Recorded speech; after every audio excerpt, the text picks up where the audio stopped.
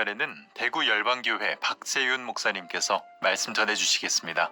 은혜의 시간 되시기 바랍니다. 지난 시간 가룟 유다를 통해 나를 본다라는 제목으로 말씀을 드렸습니다.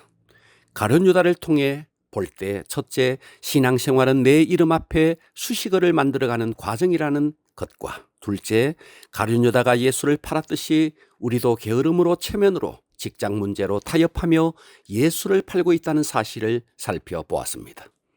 오늘 또 가룟 유다를 통해 나를 본다. 셋째, 예수님을 도우미가 아닌 주님으로 깨달아야 합니다. 마태복음 26장 21절 이하 그들이 먹을 때 이르되 내가 진실로 너희에게 이르노니 너희 중에 한 사람이 나를 팔리라 하시니 그들이 몹시 근심하여 각각 여짜오되 주여 나는 아니지요. 예수를 파는 유다가 대답하여 이르되 랍비여 나는 아니지요. 자, 여기에 보면 다른 제자들은 예수님을 보면서 다 주여라고 부르는데 가룟 유다만 유독 랍비 곧 선생이라고 부르고 있습니다. 유다는 예수님을 주님으로 인식하지 못했습니다. 우리들 가운데도 얼마든지 이런 실수를 할 수 있습니다. 예수님은 그저 내가 힘들 때 도와주는 도우미, 내가 괴로울 때 위로해주는 위로자 정도로 생각하고 있지는 않습니까? 예수님은 내 필요에 따라 도와주는 도우미 정도가 아니라 예수님은 내가 경배해야 할 나의 하나님이시며 나의 주님이십니다. 여러분에게 예수님은 어떤 분이십니까? 나의 주인이시며 나의 하나님이십니까? 아니면 경제적으로 어려울 때 물질의 문제를 해결해 주시고 우울할 때 내 마음을 위로해 주시고 병들었을 때 고쳐주시는 분 정도로 생각하지는 않습니까? 우리가 예수님을 나의 왕으로 인식하면 그 예수님을 위해 우리는 모든 것을 버릴 수 있습니다. 베드로도 처음에는 예수님을 선생 정도로 생각했습니다. 그러나 어느 날 베드로는 디베라 바다에서 밤이 맞도록 그물을 던졌지만 고기를 한 마리도 잡지 못했습니다. 여명이 밝아오는 시간 주님이 오셨습니다. 그리고 말씀하십니다. 깊은 데로 가서 그물을 내려라. 그때 베드로는 예수님이 시키는 대로 깊은 데로 가서 그물을 내렸습니다. 어떤 일이 벌어졌습니까? 누가복음 5장 6절 이하에 그렇게 하니 고기를 잡은 것이 심히 많아 그물이 찢어지는지라. 이에 다른 배에 있는 동무들에게 손짓하여 와서 도와달라 하니 그들이 와서 2배의 채움에 잠기게 되었더라. 시몬 베드로가 이를 보고 예수님의 무릎 앞에 엎드려 이르되 주여 나를 떠나소서 나는 죄인이로소이다. 이때 베드로는 예수님에 대한 인식이 완전히 달라졌습니다. 그저 선생 정도인 줄 알았는데 아니 저 예수님이 저 바닷속에 물고기의 향방을 아시는 예수님이시구나 라는 사실을 깨닫게 됩니다.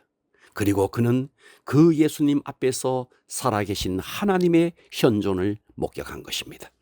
그리고 누가복음 5장 11절 그들이 베드로를 육지에 대고 모든 것을 버려두고 예수를 따르니라. 그들은 예수님이 하나님으로 주님으로 인식하고 모든 것을 버리고 예수님을 따르게 됩니다. 그렇습니다. 예수님은 우리의 하나님이십니다. 예수님은 우리의 주님이시며 예수님은 우리의 왕이십니다. 예수님은 4대 성인 중에 한 명 정도가 아닙니다. 예수님은 그저 나를 도우는 도우미 정도가 아닙니다. 예수님은 우리의 주님이십니다.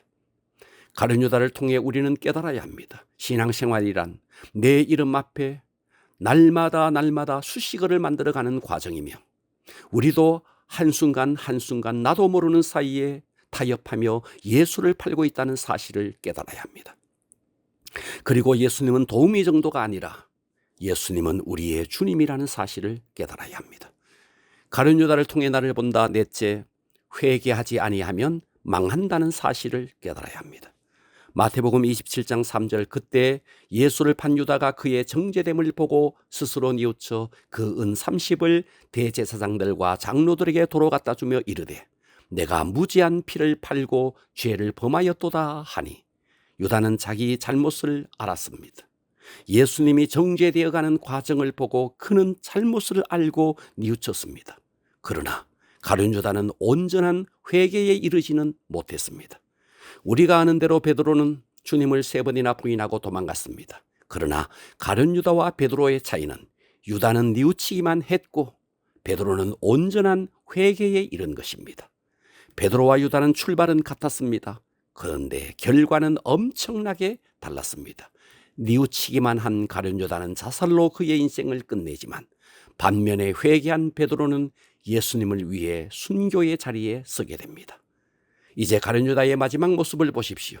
유다는 뉘우치고 대제사장을 찾아가서 이렇게 말합니다. 이르되 내가 무지한 피를 팔고 죄를 범하였도다 하니, 그때 대제사장들은 이렇게 말합니다. 그들이 이르되 그것이 우리에게 무슨 상관이냐, 내가 당하라 하거늘 자기의 죄를 뉘우치고 은 30을 가지고 온 유다를 향해 그것이 우리에게 무슨 상관이냐, 내가 당하라. 얼마나 잔인합니까? 대제사장들은 유다와 은 30으로 흥정할 때는 온갖 좋은 말로 흥정했습니다. 너 그동안 저 예수를 따라다녀 봤잖아. 그런데 너에게 무슨 좋은 일이 있더냐? 이제 이 은 30으로 집도 사고 평생 멋지게 살아. 그렇게 유혹해놓고 이제 유다가 뉘우치고 그들을 찾아갔지만 그것이 우리에게 무슨 상관이냐, 내가 당하라. 여러분, 이것이 하나님 앞에 서서 하나님, 제가 몰라서 그랬습니다. 몰라서 충성하지 못했고 몰라서 게으름으로 예수님을 팔았습니다. 그렇게 말할 때 마귀가 하는 말입니다. 그것이 나와 무슨 상관이 있느냐, 내가 당하라. 이 얼마나 무섭고 잔인한 이야기입니까? 마귀는 실컷 우리를 이용하고 손을 터는 날이 온다는 말입니다. 이 땅에서는 이 핑계가 저 핑계 다 통하지만 하늘나라에서는 핑계가 통하지 않습니다. 하나님은 넘어지지 않는 자녀를 기대하는 것이 아닙니다. 하나님이 기대하는 자녀는 넘어져도 다시 일어나는 자녀입니다. 성경에 죄가 너무 많아 버림받은 사람은 없습니다. 성경에 버림받은 경우는 딱 한 경우, 유다처럼 끝까지 회개하지 않는 사람입니다. 유다는 예수를 팔과 동시에 자기의 양심을 팔았고 헌금을 도둑질할 정도가 아니라 자기의 영혼을 완전히 도둑질 당했습니다. 유다에게 마귀가 예수를 팔 생각을 집어넣습니다. 우리에게도 마찬가지입니다. 우리에게 교회와 멀어지게 하고 예배와 멀어지게 하고 헌신과 멀어지게 하고 전도와 멀어지게 하는 모든 것은 다 마귀가 주는 생각입니다. 마귀는 유다가 좋아하는 돈을 주고 유다에게서 가장 중요한 소중한 것을 빼앗아갔습니다. 기억하십시오. 나의 하루하루가 내 이름 앞에 수식어를 만들어 간다는 사실을 기억하십시오. 그리고 가룟 유다가 예수를 팔았듯이 이런저런 핑계로 우리도 예수를 팔고 있다는 사실을 기억하십시오. 예수님을 그저 나를 도와주는 도우미 정도가 아니라 나에게 경배를 받으실 주님이라는 사실을 깨달으십시오. 그리고 마귀는 실컷 이용하고 손을 터는 날이 온다는 사실 또한 기억하십시오.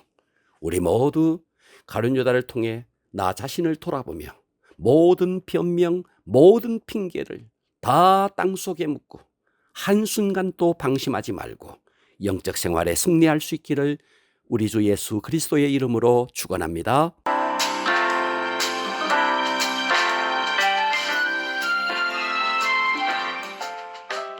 영혼의 등대 지금까지 대구시 달서구 월곡로에 위치한 대구 열방교회 박세윤 목사님의 말씀으로 함께 하셨습니다. 이 시간 방송 들으시고 신앙생활에 도움받기 원하시는 분들은 대구 지역번호 053-636-4944번 대구 열방교회로 전화하시기 바랍니다.